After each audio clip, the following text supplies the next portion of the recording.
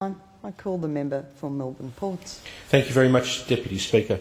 I wish the member for Mackellar's arguments were as elegant as the way she is normally dressed when she comes to this House.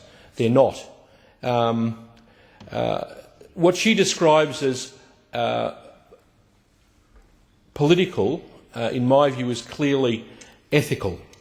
We have a compulsory voting system in Australia. The problem facing the Australian Electoral Commission and any Democrat in Australia is the fact that 2.5 million Australians did not vote at the last election, did not participate in the democratic system. That is an absolute scandal as far as democracy is concerned in this country, particularly given the fact that we have a compulsory voting system. Fewer and fewer Australians are participating in our democracy because of all of the kinds of traps that we have set deliberately and inadvertently for them to see that they are excluded.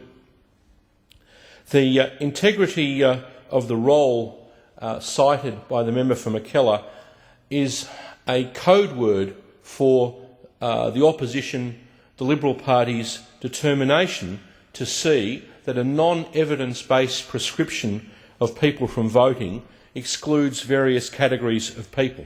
No evidence was adduced during the entire period 1998 to 2006, when I was on the Joint Select Committee on Electoral Matters, that there was any substantial democratic violation of integrity of the roll. And the member for Mackellar referred to people enrolling in marginal seats. This is absolute piffle. Between 1990 and 2001, for instance, there were 6 electoral events. One of them a referendum, 5 elections. The total number of Australians voting at those 6 electoral events, 72 million votes recorded. The Australian Electoral Commission found that there were 72 proven cases of electoral fraud in that entire period of time, 1 per million.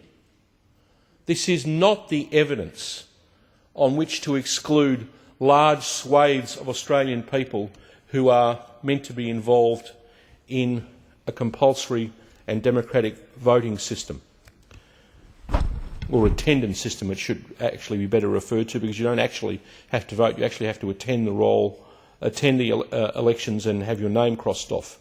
The main purpose of this bill is to amend Commonwealth Electoral Act 1918, the Electoral Act and the referendum machinery provisions of 84, the Referendum Act, as to fix the 7th day after the federal election as the date of the close of the roll, reinstate constitutionally mandated right for prisoners serving less than a 3-year term of imprisonment while excluding those whose term of imprisonment is 3 years or longer, and provide that all prisoners otherwise eligible can remain on or join the electoral roll. The basis of the government's policy commitments stems in part from the recommendation on prisoner voting made by the Joint Select Committee on Electoral Matters in its June 2009 inquiry into the conduct of the 2007 election. The proposed changes in this bill regarding prisoner voting amend section 93(8) AA, so that it stipulates that prisoners serving a term of imprisonment for 3 years or more cannot vote in the House of Representatives and Senate election. This provision would replace the current unconstitutional provision in which the legislation seeks to prevent anyone serving any term of imprisonment from voting.